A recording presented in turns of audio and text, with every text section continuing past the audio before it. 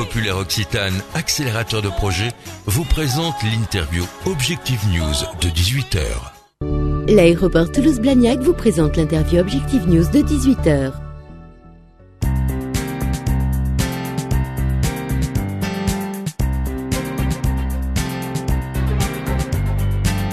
Bonsoir, merci à tous de nous rejoindre sur objectifnews.tv. Nous sommes avec Xavier Spanghero. Bonsoir. Bonsoir. Vous êtes délégué des jeunes actifs en Haute-Garonne au sein de l'UMP 31 et également récemment responsable du comité de soutien de Jean-François Copé en Haute-Garonne. Jean-François Copé, dont on ne sait pas encore si, oui ou non, il sera effectivement président de l'UMP au niveau national. Votre parti vient en tout cas de vivre une semaine particulièrement difficile, complexe, catastrophique, non, peut-être en termes d'image pour votre parti? Catastrophique, non. Difficile, oui. Et Jean-François Copé est notre président puisqu'il a été élu. Bon, maintenant, il y a des recours, on va voir, et je pense qu'il faut qu'il soit élu de la manière la plus légitime possible pour que les choses soient claires et que justement on puisse repartir du bon pied. Vous pensez qu'Alain Juppé va réussir sa médiation et... Oui. Mais je ne pense pas qu'on ait le choix maintenant. Je pense qu'on est descendu bien bas, qu'il faut un consensus, qu'il faut qu'il y ait un homme de poids qui arrive à trouver des solutions et qu'on se pliera derrière les solutions. J'aimerais qu'on revienne sur le vote ici en Haute-Garonne. Les résultats annoncés dimanche affirmaient donc que Jean-François Copé recueillait 62% des voix, donc une victoire a priori incontestable. Cela dit, la fédération de la Haute-Garonne à un moment a été montrée du doigt comme étant une fédération dans laquelle il y a eu des fraudes, comme d'ailleurs à Nice. Racontez-nous comment s'est passée cette journée de vote. Voilà. Votre point de vue. Tout d'abord, je pense qu'on a un contexte qui est compliqué. On sort déjà d'une année de campagne. Donc on a eu les présidentielles, les législatives et maintenant l'élection interne. Les gens sont un peu nerveux, sont à cran. On fait voter 176 600 adhérents sur toute la France et on fait match nul. Quasi match nul à 1 iota. Et cette situation a provoqué des réactions un peu épidermiques de personnes qui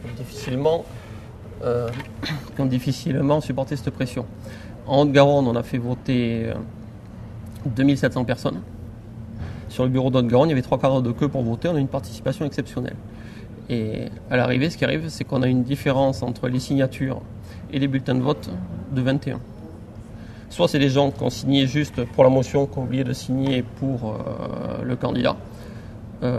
Soit c'est d'autres problèmes, personne ne s'en a aperçu. Pour le dépouillement, il y avait une vingtaine de personnes, il y avait même les caméras de France 3 qui étaient présentes. Il n'y a eu aucun souci, sauf qu'à l'arrivée de signer le procès verbal, on s'aperçoit qu'il y a un petit écart. Mais voilà, le résultat de Haute-Garonne, c'est 62% pour Jean-François Copé, 664 voix d'avance. Je pense qu'on ne peut pas nous reprocher d'avoir essayé de bourrer les urnes ou autre chose. Tout ça, c'est des fabulations. Le scrutin était mal organisé. Comment on peut expliquer? C'est aussi, vous disiez, 3 quarts d'heure de queue. Comment c'est possible? C'est-à-dire qu'au départ, on voulait faire le contraire du congrès de Reims. C'est-à-dire que pour que ça soit sérieux, on voulait minimiser le nombre de bureaux et avoir que des bureaux solides. On s'attendait à une participation de 30%, on a eu 60%. Et on a fait expliquer aux gens pour les procurations, on a fait expliquer aux gens pour les motions, pour les chartes. On a perdu beaucoup de temps et voilà, on s'est retrouvé avec 3 quarts d'heure de queue, ce qui a provoqué quelques problèmes. D'ailleurs, je pense qu'on a parlé beaucoup de fraude sur toute la France. Mais s'il y a des bureaux qui peuvent être invalidables, on verra. Mais la plupart des problèmes sur tous les bureaux, c'est un problème de rush. On a eu trop de personnes, l'élection a été très populaire et on a eu des problèmes organisationnels. Mais les problèmes de fraude, c'est vraiment peanuts sur l'ensemble de la France. Aujourd'hui, la fédération est copéiste? Ah oui, clairement. Mais elle est dirigée par un non-aligné, c'est-à-dire Jean-Luc Moudin, qui n'a donné sa préférence ni pour François Fillon, ni pour Jean-François Copé. Jean-Luc, c'est un très bon démocrate, il se rangera derrière la position du président de l'UMP, quel qu'il soit. Et si Jean-François Copé n'est pas président demain, ce dont je doute, nous nous rangerons tous derrière le président de l'UMP. Je pense que on est parti politique, donc on est favorable à la démocratie, les gens ont voté, il va y avoir des choix, il faut les respecter. Il faut que les gagnants, les perdants se mettent ensemble à partir de demain et commencent à travailler.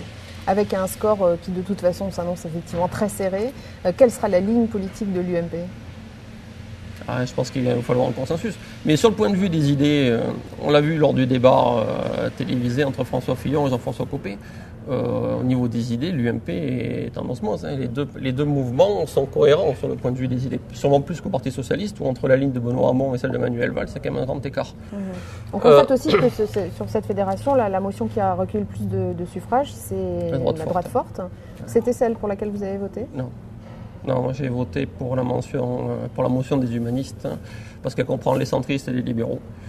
Alors moi je viens d'une famille gaulliste, j'apprécie beaucoup les valeurs gaullistes, mais voilà, je pense qu'aujourd'hui les libéraux sont sous-représentés à l'UMP, qu'on a besoin de favoriser l'initiative individuelle, de favoriser l'entrepreneuriat et qu'on a besoin de mettre ces personnes en avant. Alors, il y avait des personnalités que j'apprécie beaucoup, M. Novelli, M. Leonetti, Jean-Jacques Gaudin, et ma voix s'est portée sur eux. Voilà. Et je pense que pour ce qui est de la droite forte, je pense que la droite forte a très bien siphonné, enfin, ils ont fait une très bonne campagne d'abord, et ils ont siphonné les voix des nostalgiques de Nicolas Sarkozy. Il y en a quand même à l'UMP énormément de nostalgiques de Nicolas Sarkozy, ce qui explique le score très fort de la droite forte en Haute-Garonne, mais dans toute la France. Quelles sont vos ambitions politiques, vous, Xavier Spanghero ? C'est de faire gagner Jean-François Copé. Et après ? Et moi je suis très bien, je suis délégué des jeunes actifs, donc j'ai la responsabilité grosso modo des trentenaires de l'UMP 31. On est parti de rien il y a 2 ans, grâce à Jean-François Copé qui a relancé les jeunes actifs, qui était quelque chose qui existait dans l'UMP mais qui n'était pas travaillé. Pendant 2 ans, on a fait du travail, on a fait revenir plein de gens qui ont 30 ans dans les fédérations, pas seulement la Haute-Garonne. Ils sont revenus, ils ont milité. Il y a eu plein de jeunes actifs qui ont été candidats aux législatives. Moi, j'ai été candidat suppléant. Et je pense qu'il faut continuer comme ça. Moi, mon ambition personnelle, c'est l'ambition collective. Je veux dire, c'est pas, vu la situation de la droite en Haute-Garonne aujourd'hui, c'est pas 1 ou 2 personnes qui, en la jouant perso, vont faire regagner des positions. Il faut que ça soit ma génération, les générations anciennes, tout le monde ensemble. Vous voulez pousser un peu les vieux, là ? Non. Et je pense qu'aujourd'hui, vu le rapport de force en Haute-Garonne, les vieux ont besoin de nous, il faut qu'on les aide. Et je pense que si dans beaucoup de communes, il faudra qu'on s'appuie sur l'expérience de tête de liste expérimentée, dans les places qui suivront, il faudra quand même que ces candidats expérimentés fassent confiance à des jeunes qui ont 30 ans ou même des quadragénaires. Mais il faut du renouveau. Et pas seulement chez les jeunes, même chez les quinquagénaires et autres. Il faudra des gens qui ne sont pas forcément dans le contexte politique, qui viennent de l'extérieur et qui amènent de nouvelles idées. Aujourd'hui, le paysage français politique globalement, si on sort du cadre de cette élection, a besoin de renouveau, de nouvelles idées, de nouvelles personnes, d'une nouvelle approche. Merci Xavier Spanghero. Merci.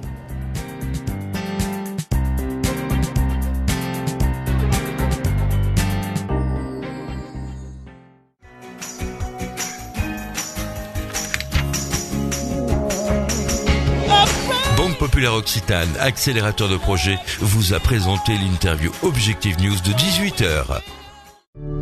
L'aéroport Toulouse-Blagnac vous a présenté l'interview Objectif News de 18h.